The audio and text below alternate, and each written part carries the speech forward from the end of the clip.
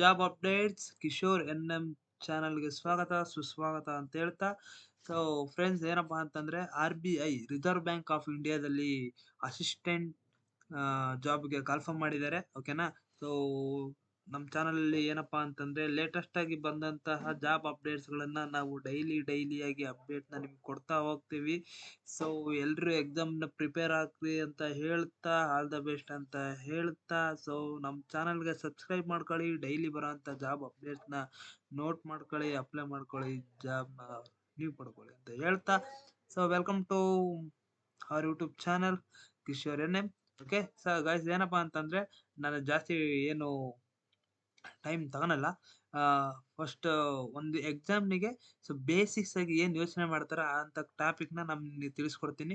First ಯಾವ exam ಕಾಲ್ಫರ್ಮ್ ಮಾಡಿದ್ದಾರೆ, so ಸ್ಟೇಟಾ ಸೆಂಟ್ರಲ್ಲ R PSUನ R private ಅಂತ ನಾನು ತಿಳಿಸ್ಕೊಡ್ತೀನಿ. ಅದಾದ ನಂತರ ಕ್ವಾಲಿಫಿಕೇಶನ್ಸ್ ಏನೇನು ಬೇಕು, ಅದಾದ್ಮೇಲೆ ಸ್ಯಾಲ್ರಿ ಎಷ್ಟಿರುತ್ತೆ, ಓಪನಿಂಗ್ ಡೇಟ್ ಯಾವಾಗಿರುತ್ತೆ, ಕ್ಲೋಸಿಂಗ್ ಡೇಟ್ ಯಾವಾಗಿರುತ್ತೆ, ನಂಬರ್ ಆಫ್ ವೇಕೆನ್ಸೀಸ್ ಯಾವತ್ತಿರುತ್ತೆ, ಎಷ್ಟಿರುತ್ತೆ ಅಂತ ಹೇಳ್ತಾ ಅದಾದ್ಮೇಲೆ ಸೊ ನೆಕ್ಸ್ಟ್ ಏನಪ್ಪಾ ಅಂತಂದ್ರೆ ಮೇನ್ ಆಗಿ ಎಕ್ಸಾಮ್ ಪ್ಯಾಟರ್ನ್ ಯಾವ ಥರ ಇರುತ್ತೆ, ಸೆಲೆಕ್ಷನ್ ಪ್ರೋಸೆಸ್ ಯಾವ ಥರ ಇರುತ್ತೆ ಅಂತ ನಾನು ನಿಮಗೆ ಇಷ್ಟನ್ನ ಡೀಟೇಲ್ ಆಗಿ ಹೇಳ್ಕೊಡ್ತೀನಿ ಓಕೆನಾ. ಒನ್ ಬೈ ಒನ್ ನೋಡ್ಕೊಂತ ಹೋಗ್ತಿರೋಣ, ಜಾಸ್ತಿ ಟೈಮ್ ವೇಸ್ಟ್ ಮಾಡೋದು ಬೇಡ ಅಂತ ಹೇಳ್ತಾ so welcome to once again my YouTube channel. So ಏನಪ್ಪಾ ಅಂತಂದ್ರೆ 650 ಅಸಿಸ್ಟೆಂಟ್ ಜಾಬ್ ರೋಲ್ಗೆ ಕಾಲ್ಫರ್ಮ್ ಮಾಡಿದ್ದಾರೆ ಓಕೆನಾ. ಸೊ ವೆಬ್ಸೈಟ್ ಬಂದ್ಬಿಟ್ಟು www.rbi.org.in ಅಂತ.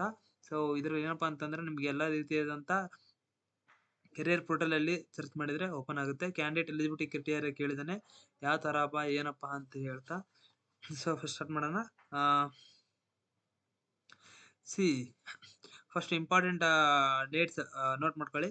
ಅಪ್ಲಿಕೇಶನ್ ಸಬ್ಮಿಷನ್ ವಿಂಡೋ ಬಂದ್ಬಿಟ್ಟು ಫೆಬ್ರವರಿ 16th ಓಪನ್ ಆಗುತ್ತೆ, ಮಾರ್ಚ್ 8ಗೆ ಕ್ಲೋಸ್ ಆಗುತ್ತೆ. ಪೇಮೆಂಟ್ ಏನಾದರೂ ಆನ್ಲೈನಲ್ಲಿ ಪೇ ಮಾಡ್ಬೇಕಂತಿದ್ರೆ 16 to 8 ತನ ಸೊ ಡೇಟ್ ವ್ಯಾಲಿಡೇಷನ್ ಇರುತ್ತೆ. ಅದಾದ್ಮೇಲೆ ಏನಾದರೂ ಅಪ್ಲಿಕೇಶನ್ ಹಾಕಿದ್ಮೇಲೆ ಎಡಿಟ್ ಮಾಡಬೇಕು ಅನ್ನೋ ಚಾನ್ಸಸ್ ಇದ್ರೆ ಅದು date for edit windows will be notified on bank website due to course. Okay, ಏನಾದರೂ ಇದ್ರೆ ಅದನ್ನ ಮತ್ತೆ ಇನ್ನೊಂದ್ಸರಿ ಅಪ್ಡೇಟ್ ಮಾಡ್ತಾರೆ. ಅದು ಅಪ್ಡೇಟ್ ಮಾಡಿದ್ರೆ ಖಂಡಿತವಾಗ್ಲಿ ನಮಗೆ ಅಪ್ಡೇಟ್ ಮಾಡ್ತೀನಿ ಅಂತ ಹೇಳ್ತಾ so online exam preliminary exams April 11ಗೆ ಯಾವುದೇ ಕಾರಣಕ್ಕೂ ಈ ಅನೌನ್ಸ್ಮೆಂಟ್ ಮಾಡಿರೋ ಡೇಟ್ ಚೇಂಜ್ ಆಗಲ್ಲ, ನೋಟ್ ಮಾಡ್ಕೊಳ್ಳಿ. ಏಪ್ರಿಲ್ 11ಗೆ ಓಕೆ ಎಕ್ಸಾಮ್ ಇರುತ್ತೆ. ಸೆಕೆಂಡ್ ಶೆಡ್ಯೂಲ್ ಆನ್ಲೈನ್ ಟೆಂಟೇಟಿವ್ ಅಂತ ಹಾಕಿದ್ದಾರೆ, ಬಟ್ ಆಲ್ಮೋಸ್ಟ್ ಇದನ್ನೇ ಪ್ರಿಪೇರ್ ಮಾಡ್ತಾರೆ. ಸೊ ಮೇನ್ ಎಕ್ಸಾಮ್ ಬಂದ್ಬಿಟ್ಟು ಜೂನಿಗೆ ಇರುತ್ತೆ. ಈ ಎರಡು ಡೇಟಲ್ಲಿ 2 ಮಂತಲ್ಲಿ ಡೆಫಿನೆಟ್ಲಿ ಅವ್ರ ಎಕ್ಸಾಮ್ನ ಇದೇನು ಟೆಂಟೇಟಿವ್ ಅಂತ ಮಾಡಿದ್ದಾರೆ ಅದನ್ನ ಡೆಫಿನೆಟ್ಲಿ ಅವರು ಕ್ಯಾರಿ ಫಾರ್ವರ್ಡ್ ಮಾಡ್ಕೊಂಡು ನಿಮಗೆ ಎಕ್ಸಾಮ್ ನಡೆಸ್ತಾರೆ. ಸೊ ಯಾರಾದರೂ ಪ್ರಿಪೇರ್ ಆಗೋರಿದ್ರೆ ಟೈಮ್ ವೇಸ್ಟ್ ಮಾಡ್ದೇನೆ ಈ ಡೇಟಿಗೆ ಪ್ರಿಪೇರ್ ಆಗ್ರಿ ಅಂತ ಹೇಳ್ತಾ ಓಕೆನಾ. ಸೊ ಇಲ್ಲಿ ನೋಡಿ ಇನ್ನೊಂದು ಏನಪ್ಪಾ ಅಂತಂತಂದ್ರೆ use of mobile phones and other electronic devices banned. ಏನಾದ್ರು ಅಪ್ಲೈ ಮಾಡ್ಬೇಕಾದ್ರೆ ಸೊ ಸ್ವಲ್ಪ ನೋಡ್ಕೊಂಡು ಅಪ್ಲೈ ಮಾಡಿ. ಇನ್ನೊಂದು ಏನಂತಂದ್ರೆ ಎಕ್ಸಾಮ್ ಒಳಗೆ ಕ್ಯಾಲ್ಕುಲೇಟರ್ಸ್ ಅವೆಲ್ಲ ಅಲೋ ಇರಲ್ಲ, ಫೋನ್ಗಳು ಏನು ಇರಲ್ಲ, safe keeping arrangements cannot be achieved ಎಲ್ಲ ಮೆನ್ಷನ್ ಮಾಡಿರ್ತಾರೆ ಏನೇನಂತ. ಸೊ ಓಕೆ ಇದನ್ನ ನೋಡೋಕ್ಕಿಂತ ಅದಾದ್ಮೇಲೆ ನಂತರ ಎಷ್ಟು ಪೋಸ್ಟ್ ಇದಾವೆ ಅಂತ ನೋಡೋಣ. So total this is over all criteria. ಇಷ್ಟು ನಮ್ಮ ಪೋಸ್ಟ್ ಬಂದ್ಬಿಟ್ಟು ಎಷ್ಟಿದಾವಪ್ಪ ಅಂತಂದ್ರೆ ಟೋಟಲ್ ಆಗಿ 652 ಅಂತ ಆಲ್ರೆಡಿ ಮುಂಚೆ ಹೇಳಿದ್ದೀನಿ. ಸೊ ಇದು ನೋಡಿ ಬೆಂಗಳೂರಲ್ಲಿ ನಮಗೆ 24 ಇದಾವೆ, ಅಹಮದಾಬಾದಲ್ಲಿ 20 ಇದಾವೆ, ಇದೇ ತರ. ಸೊ ಯಾವ ಇದಕ್ಕೆ ಬೇಕೋ ಆ ಒಂದು ಇದಕ್ಕೆ ಮಾಡ್ಕೊಂಡಿದ್ದಾರೆ. ಅದಾದ್ಮೇಲೆ ಇದೆಲ್ಲ ABC ಬಂದ್ಬಿಟ್ಟು ರಿಸರ್ವೇಶನ್ ಕ್ಯಾಟಗರಿ. PWD ಒಳಗೆ A ಮೀನ್ಸ್ ಮೆನ್ಷನ್ ಮಾಡಿರ್ತಾರೆ, ಇದು ಲೋಕೋಮೋಟರ್ ಆಗಿರ್ಬೋದು ಅಥವಾ ಆರ್ಮು ಹ್ಯಾಂಡ್ಸ್ ಆಗಿರ್ಬೋದು, ಬ್ಲೈಂಡ್ನೆಸ್ ಇರ್ಬೋದು, ಡಮ್ ಅಂಡ್ ಡಫ್ ಇರ್ಬೋದು, ಈ ಕ್ಯಾಟಗರಿಗಳು ಮೆನ್ಷನ್ ಮಾಡಿರ್ತಾರೆ. ಇದು X1 ಎಷ್ಟು ಅಂತಂದ್ರೆ ಎಕ್ಸ್ ಸರ್ವಿಸ್ ಮ್ಯಾನ್ ಆಫೀಸರ್ಸ್ಗಳಿಗೆ, ಯಾಕೆಂದ್ರೆ ರಿಟೈರ್ಮೆಂಟ್ ಆಗಿರೋಂಥ ಚಿಲ್ಡ್ರನ್ಸ್ಗಳಿಗೆ ಅವರಿಗೆ ಇಲ್ಲಿ ಬರೆದಿದೆ ನೋಡಿ, ಅವರಿಗೆ ಕೊಟ್ಟಿರ್ತಾರೆ. Okay, so first eligibility criteria ಏನಪ್ಪಾ ಅಂತಂದ್ರೆ ಅವ್ರು ಬಂದ್ಬಿಟ್ಟು ಇಂಡಿಯನ್ ಸಿಟಿಜನ್ಶಿಪ್ ಆಗಿರ್ಬೇಕು ಎಲ್ಲ ಮೆನ್ಷನ್ ಮಾಡಿರ್ತಾರೆ. ಓಕೆ, ಅದಾದ ನಂತರ SC/ST ಅವರಿಗೆಲ್ಲ 5 years 3 years, OBC ಅವ್ರಿಗೆ 3 years ಎಲ್ಲ ಏಜ್ ರಿಡಕ್ಷನ್ಸ್ ಇದೆ. ಸೊ ನೋಟ್ ಮಾಡ್ಕೊಳ್ಳಿ. ಇದೆಲ್ಲ ಯಾರಿಗೆ ಇಂಪಾರ್ಟೆಂಟ್ ಅಪ್ಪ ಅಂತಂದ್ರೆ 33 years ಇದ್ದವರಿಗೆ, 30 ಈ ಏಜ್ ರಿಲೇಷನ್ಸ್ ಒಳಗೆ ಇದ್ದವರಿಗೆ ಇದ್ರ ಬಗ್ಗೆ ಯೋಚನೆ ಮಾಡೋಕ್ಕಾಗ್ತದೆ. 20 23 24 ಗ್ರಾಜುಯೇಷನ್ ಆಗಿರೋರು, ಈ ಗ್ರಾಜುಯೇಷನ್ ಆಗ್ತಿರೋರಿಗೆ ಇದೇನು ಅವಶ್ಯಕತೆ ಇಲ್ಲ ಅಂತ ಹೇಳ್ತಿದ್ದೀನಿ.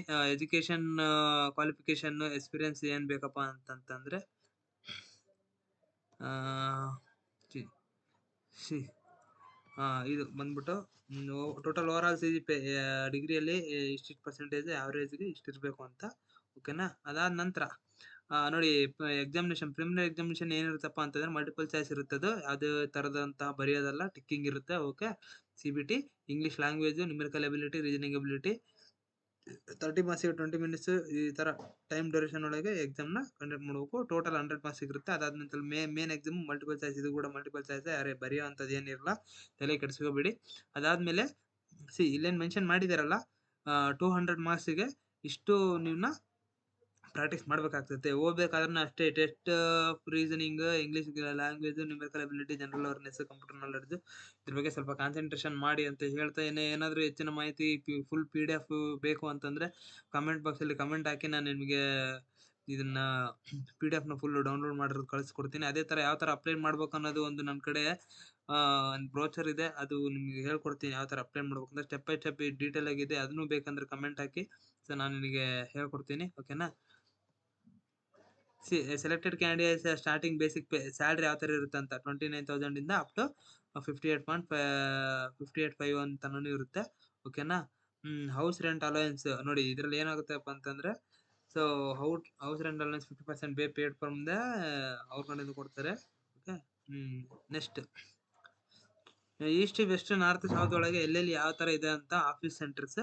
ಓಕೆನಾ. ಅದಾದಮೇಲೆ ನೋಡಿ ಫೀಸ್ ಇಂಪಾರ್ಟೆಂಟ್. SC ST ಅವರಿಗೆಲ್ಲ ಬಂದ್ಬಿಟ್ಟು 50 ರೂಪೀಸ್ ಪ್ಲಸ್ 18% GST ಹಾಕ್ತಾರೆ. OBC ಅವರಿಗೆಲ್ಲ 450 ಪ್ಲಸ್ 18% GST ಹಾಕ್ತಾರೆ. ಸಪೋಸ್ ಏನಾದರೂ ಆಲ್ರೆಡಿ RBI ವರ್ಕ್ ಮಾಡತಕ್ಕಂಥದ್ದವ್ರು ಇದ್ರೆ ಅವರಿಗೆ ಅಮೌಂಟ್ ನಿಲ್ ಇರುತ್ತೆ. ಓಕೆನಾ. ಇದೇನೇ ಅಂತ ನಾನ್ ರಿಫಂಡಬಲ್ ಅಮೌಂಟ್. ಓಕೆನಾ. ಹಾಕಿದ್ಮೇಲೆ ಎಕ್ಸಾಮ್ ಬರೆದ್ಮೇಲೆ ಸೆಲೆಕ್ಟ್ ಆಗಿಲ್ಲ ಅಂದ್ರೆ ಸಪೋಸ್ ಬರಲ್ಲ. ಸಪೋಸ್ ಸೆಂಟ್ರಲ್ ಗೌರ್ಮೆಂಟ್ ಒಳಗೆ RFP, SSC ಈ ಥರ ಬರೆದ್ರೆ ರೀಫಂಡಬಲ್ ಆಗೋ ಚಾನ್ಸ್ ಇರುತ್ತೆ. ಓಕೆನಾ. ಓಕೆ ಗೈಸ್, ಇಷ್ಟು ಹೇಳ್ತಾ ನಿಮ್ಗೆ ಆಲ್ರೆಡಿ ಕನ್ಕ್ಲೂಷನ್ ಸಿಕ್ಕಿದೆ. ಓಕೆ. ಹೇಳ್ದಂಗೆ ABCD ಏನ್ ಕೆಟಗರಿ ಅಂತ ಹೇಳ್ತೀನಿ ನೋಡಿ. ಬಿ ಬಂದ್ರೆ dumb and deaf hard hearing, A ಅಂತಂದ್ರೆ ಬೈಂಡ್ಲೆಸ್, C ಅಂದ್ರೆ ಲೋಕೋಮೋಟರ್ ಮೂಳೆ ಆ ಥರ ಏನಾದ್ರು ಆಗಿದ್ರೆ ಆಕ್ಸಿಡೆಂಟ್ ಆಗಿದ್ರೆ ಅವರಿಗೆ, D ಅಂತಂದ್ರೆ ಸ್ಟಮಿಕ್ ಡಿಸಬಿಲಿಟಿ ಈ ಥರ ಇರುತ್ತೆ. ಓಕೆನಾ. ಯಾವ ಥರ ಅಪ್ಲೈ ಮಾಡ್ಬೇಕು ಅನ್ನೋದು ಇದೇ ಥರ PDF ನನ್ನ ಕಡೆ ಇದೆ, ಸ್ಟೆಪ್ ಬೈ ಸ್ಟೆಪ್. ಬೇಕಂದ್ರೆ ಕಮೆಂಟ್ ಬಾಕ್ಸಲ್ಲಿ ಕಮೆಂಟ್ ಹಾಕಿ ಅಂತ ಹೇಳ್ತಾ, ಸೊ ನಿಮಗೆ ಆಲ್ರೆಡಿ ಏನೇನು ರಿಕ್ವೈರ್ಮೆಂಟ್ ಬೇಕಿದೆ ಅದನ್ನ ನಾನು ರೀಚ್ ಮಾಡಿದ್ದೀನಿ. ಇದೆಲ್ಲ ಬಂದ್ಬಿಟ್ಟು so PDF.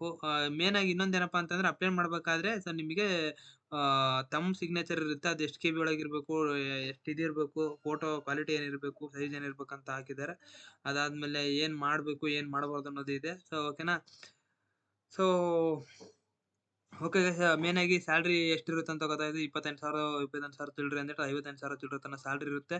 Eligibility criteria those who are completed any degree, ಎಲ್ಲರೂ ಕಂಪ್ಲೀಟ್ ಆಗಿ ಇದಕ್ಕೆ ಅರ್ಹರಾಗಿರ್ತೀರಾ. Those who people are eligible this exam, RBI exam, reserve bank of India. ಓಕೆನಾ. ಅದಾದ ನಂತರ ನಿಮಗೆ ನಾನ್ ರಿಫಂಡಬಲ್ ಇರುತ್ತೆ ಫೀಸು. SC ST ಅವರಿಗೆ 50 ರೂಪೀಸ್ ಇರುತ್ತೆ. ಅದಾದ ನಂತರ ಇವರಿಗೆಲ್ಲ OBC ಜನರಲ್ ಅವರಿಗೆಲ್ಲ 450 ರೂಪೀಸ್ ಇರುತ್ತೆ. ಓಕೆನಾ. ಸೊ ಇನ್ನೂ ಹೆಚ್ಚಿನ ಮಾಹಿತಿಗಾಗಿ ನನ್ನ ಚಾನಲ್ನ ಸಬ್ಸ್ಕ್ರೈಬ್ ಮಾಡ್ಕೊಳ್ಳಿ ಅಂತ ಹೇಳ್ತಾ, ನೋಟಿಫಿಕೇಶನ್ ಕ್ಲಿಕ್ ಆನ್ ಮಾಡ್ಕೊಳ್ಳಿ ಅಂತ ಹೇಳ್ತಾ, ಯಾವ ಥರ ಅಪ್ಲೈ ಮಾಡೋದು ಅನ್ನೋದು ನನ್ನ ಕಡೆ ಇದೇ ಥರ ಫಾರ್ಮಾಲಿಟೀಸ್ ಇದೆ.